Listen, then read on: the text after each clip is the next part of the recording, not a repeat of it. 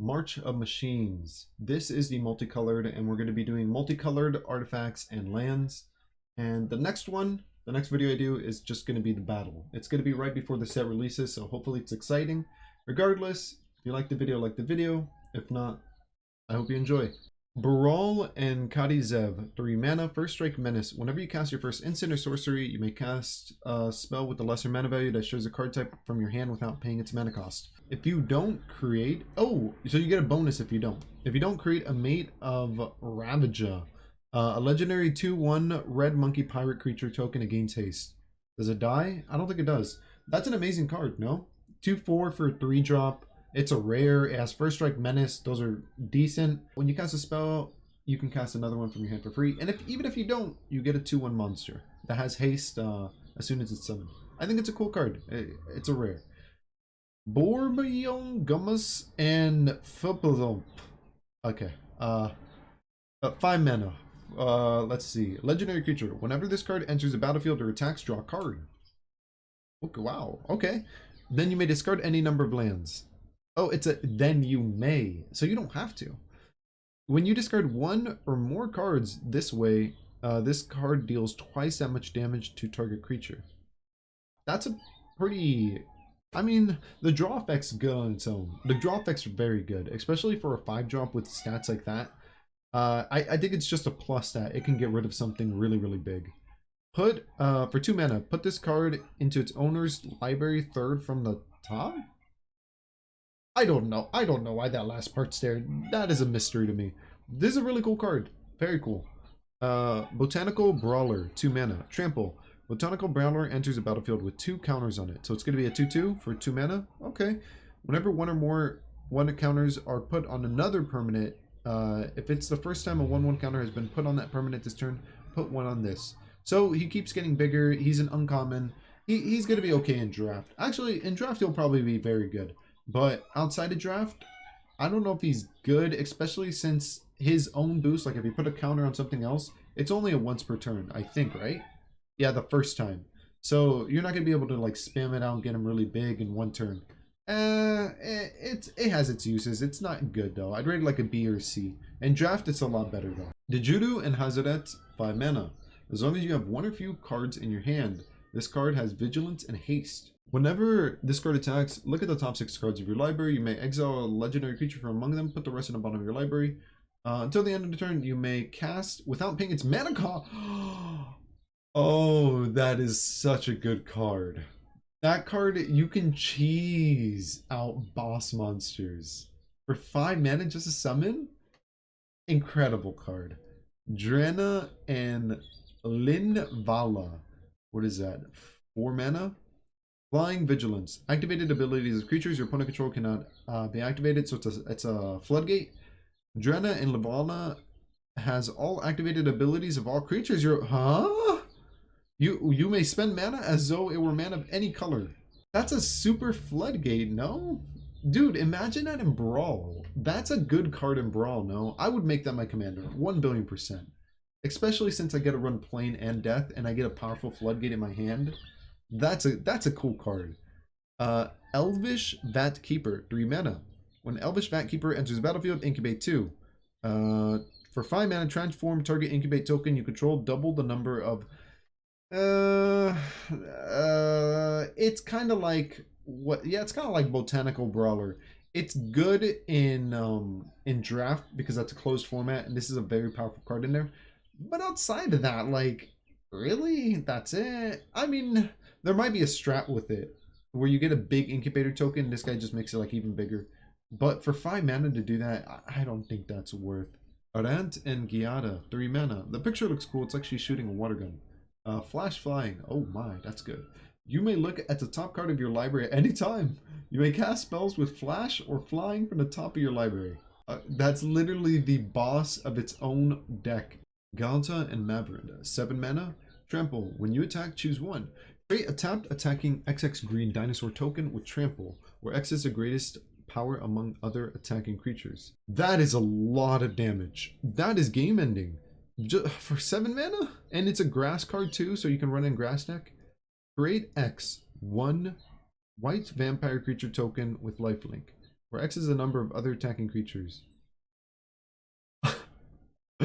Okay, so but you can also play this because it's a plane. You can also play it in a token deck, and this guy just generates a bunch of tokens. Wow. This set is one of the best Magic sets I've ever seen in my entire life. It's so good. This is a good set.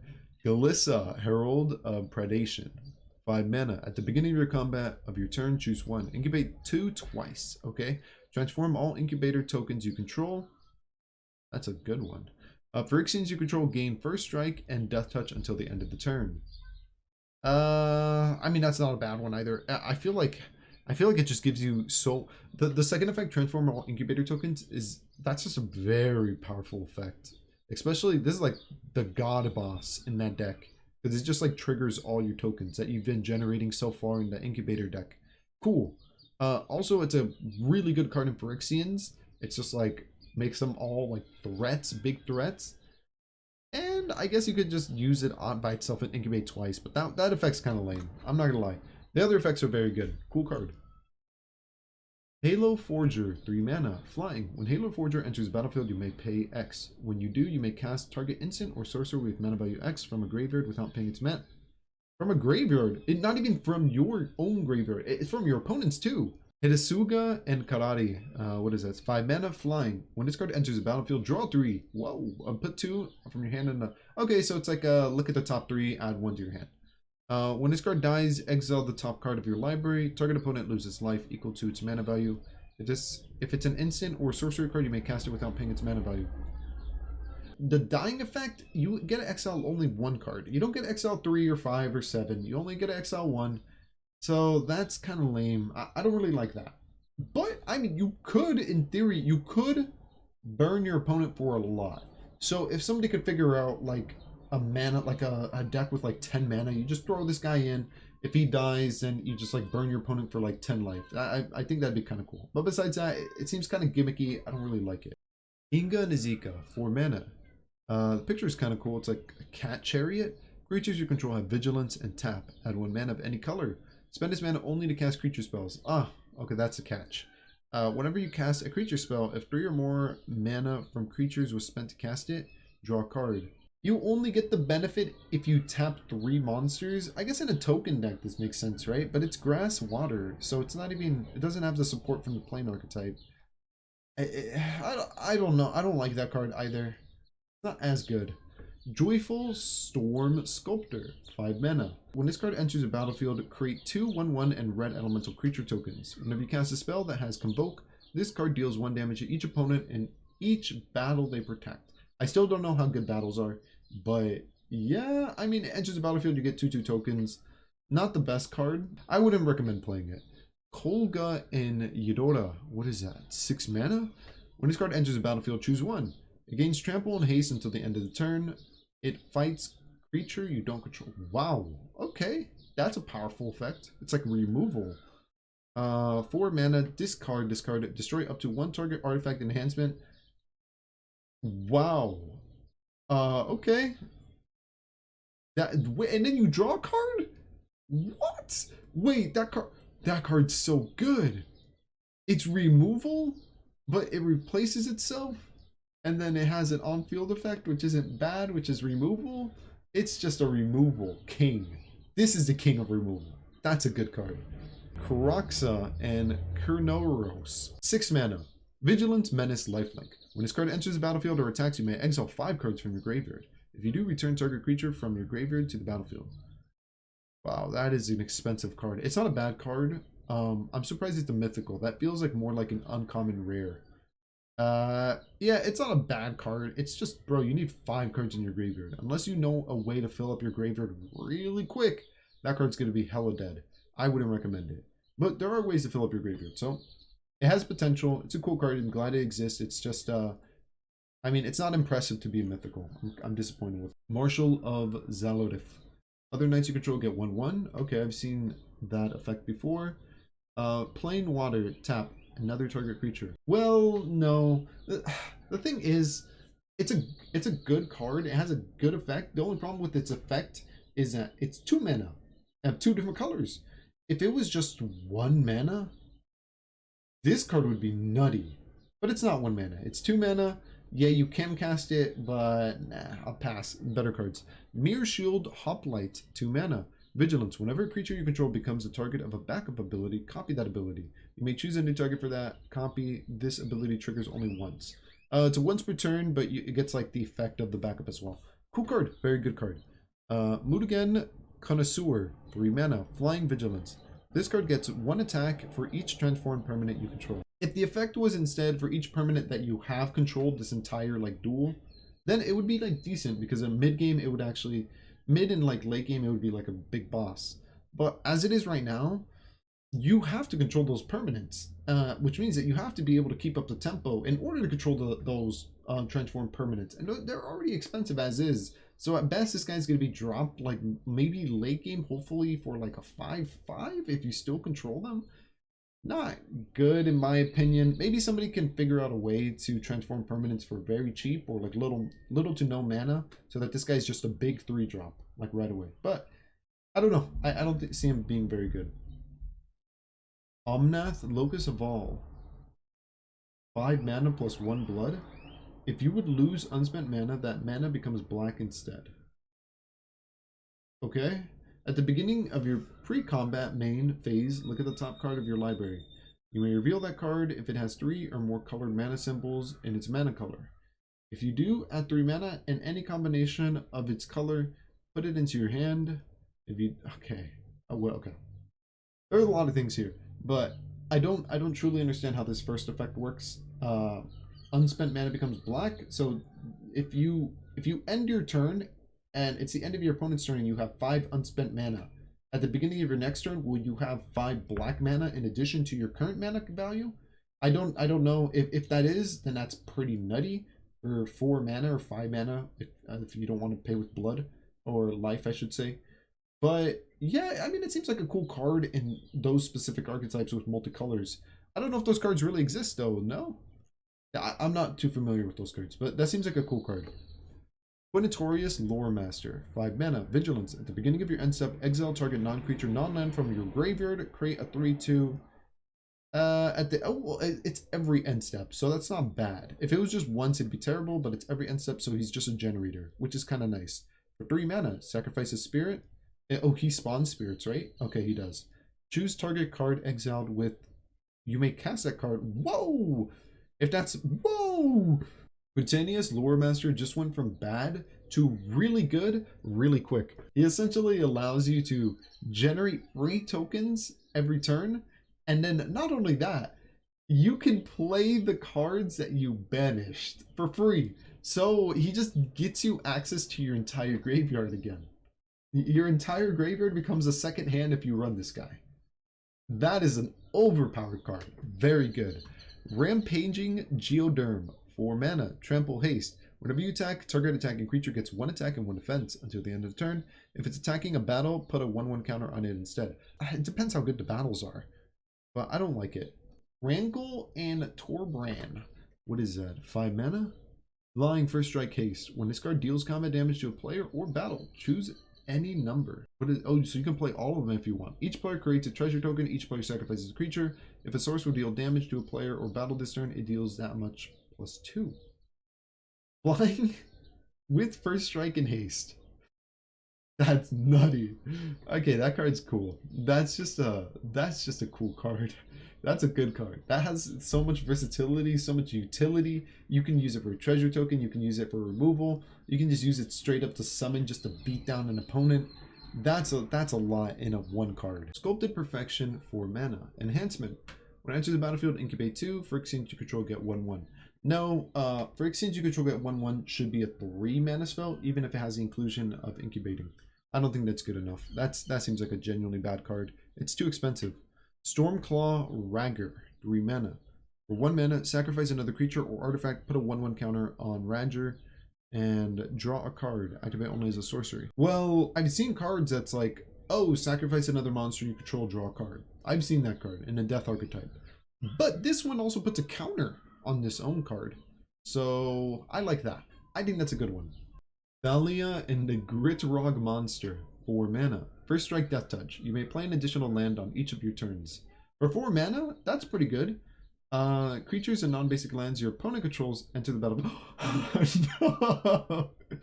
That is so good. That is so good. That, and it's a plane too. You can run it in a plane deck. Dude, that is a floodgate and a half. Whenever whenever this card attacks, sacrifice a creature or land and draw a card. That's okay. It's a +1. It's a bonus effect. But no, that is a devastating card. That is a scary card. Especially since they enter the battlefield tapped and the lands too. That hurts your opponent's tempo so much. I don't think they can recover from that. Yargel and Mulati. What is that? 6 mana. Oh my gosh, it's just a vanilla. I've heard much about you from my daughter, Mulati Rumble. There was a time when I'd balk at your aid, Phantom, but she had shown me the merit in Uborg's strange ways.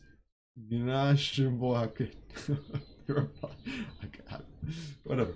Anyways, yeah, I don't have much to say about it. I don't know why it's a rare. It's a vanilla. It could have been a common. It would have been still cool. I don't know. 18 attack for what, 6 drop? Cool. It's a vanilla. It's probably gonna get destroyed easy. Zimoni and Diana, 3 mana. Oh, this is a multicolor. Interesting. When you draw your second card each turn, your opponent loses 2 life. You gain 2 life. Wow. Sacrifice another creature. Draw. Oh wow! It has a built-in draw. You may put a land card from your hand on the battlefield, and it speeds up your game. If you control 8 or more lands, oh my god, and it has a bonus effect on top of all that. It deserves to be a mythical. It is a genuinely good card. I like that card. And the stats are amazing for a 3 drop. Last one. Zorogo and Ushita. What is this? 5 mana. Flying Haste. This card has hexproof as long as it enters the battlefield this turn. I like that. I think that's a fair effect. When 1 or more dragons you control deals combat damage to a player or battle, look at the top 3 cards of your library, put 1 of them into your hand and the rest in the bottom. You may return 1 of those dragons to its owner's hand. Interesting. Very interesting card. I like it. But I don't know how good the other dragon cards are, because it seems more of a dragon support card. Alright. Let's look at some artifacts. Flywheel Racer, 2 mana. Artifact Vehicle Vigilance. Add 1 mana of any color, activate only if it's a creature, and crew 1. For 3/2, crew 1, that could potentially just act as a mana. Not the worst. It gives you a little bit of util. I'm glad it's in common. It's a pretty decent card. Halo Hopper, 3 mana. Convoke. That's it? Nah, that's a weird one. Kite Sail, 2 mana. Artifact Equipment. Equipped creature gets 1 attack and has flying. For 2 mana? Oh, but you have to equip it again. No, that's not good either. Phyrexian Archivist, 6 mana. It has reach. For 2 mana, tap this. Put target card from graveyard on the bottom of its owner's library. I mean, it has reach, which is pretty decent because there's a lot of really good flyers. Like, we have this guy. We have the one that can just like attack right away. Where was it? Rankle and Torbjorn. So, I mean, it's pretty decent in draft, but outside of draft, I think it's garbage. Realmbreaker, the Invasion Tree, 3 mana. Legendary artifact. For 2 mana, tap. Target player mills 3 cards. Put a land from the graveyard onto the battlefield tapped under your control. Whoa! It gains if this land would leave the battlefield, exile it. Okay. 10 mana, tap. Sacrifice. Search your library for any number of Predator cards and put them on the battlefield and show. I don't know what that means. That's a cool card. Imagine you make your opponent mill 3 cards. Usually you would want to mill yourself, right? But you make your opponent mill 3 and you hit a land from your opponent and then you get their land. It's in your field now. So cool card. I kind of like that. I'll like to mess around with that. Skittering Surveyor, 3 mana. When Skittering Surveyor enters the battlefield, you may search your library for a basic land, reveal it, put it in your hand, and shuffle. Nah, I mean, it's an artifact creature, which I feel like is good in its own archetype. So this has potential to be very powerful because it searches you a card, it's an artifact creature, and it's only 3 mana, and you can generally get that down pretty quickly. With power cores, they like these artifact thingies. Sword of Once and Future, 3 mana. Equipped creature gets 2 attack, 2 defense, and has protection from blue and from black. It's a mythical, okay? Whenever an equipped creature deals combat damage to a player, surveil 2, you may Cast instant or sorcery with the mana value 2 from your graveyard without paying its mana value. Okay. That spell. That's it. That's why is that a mythical? I mean, as a side deck card, it's cool. Urn of Godfire, 1 mana artifact. For 2 mana, add 1 mana of any color. 6 mana, and you tap this. Sacrifice this card. Destroy target creature or enhancement. No, no, that's not it. That is not it. Now we're looking at the lands. So Bloodveil Caves. Bloodveil Caves enter tapped. When enters the battlefield, you gain 1 life. Well, I've seen these before. All of them are the same, right? Yeah, I'm guessing this is just a rehash or a reprinting or whatever. These cards already exist, I'm assuming, because I've seen this effect before. Yeah, it's just a gain life, gain life, gain life, gain life. Is that it? Is that all the cards? We're on a battle. All right, battle's going to be in the next episode. I want to talk about battle at the beginning of the next episode and all that goodness. Anyways, I hope you enjoyed the new cards. A lot of amazing cards, actually. I didn't expect to see so many good ones. This set's going to be amazing. I hope you have a great day or night, and maybe I'll catch you next time. See ya.